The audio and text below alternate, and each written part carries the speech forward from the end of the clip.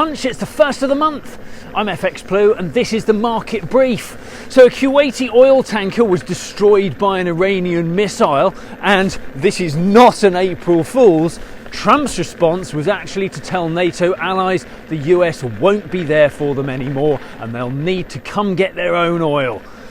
Evidently, he is still a little bitter that Europe has not got involved with his overseas excursion.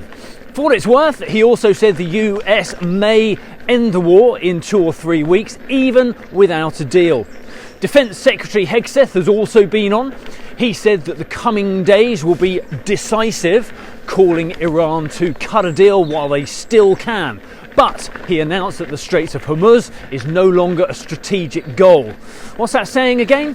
When the tough get-goings change the strategic goal? Something like that anyway, right?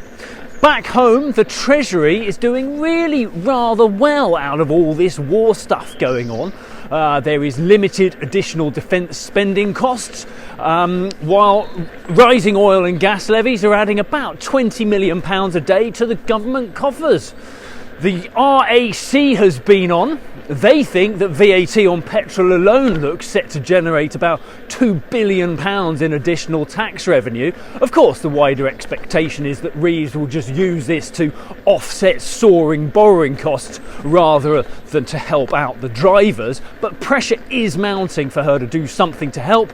But so far, we're just expected to suck it up.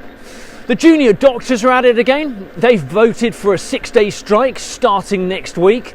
You'll remember how Starmer signed off their outstanding pay demands as soon as he got into number 10. But this time, he's pushing back.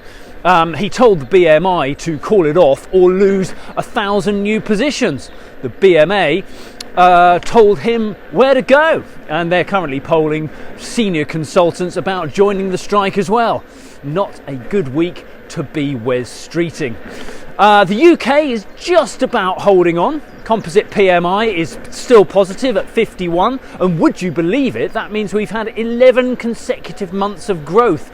But any growth is anemic at best, and business confidence hit a 9-month low, and manufacturing is fast approaching contraction. So we might be holding on, but it is by a thread. In the market, the dollar edged lower after Trump mentioned a potential ceasefire, and the dollar index closed around 99.90.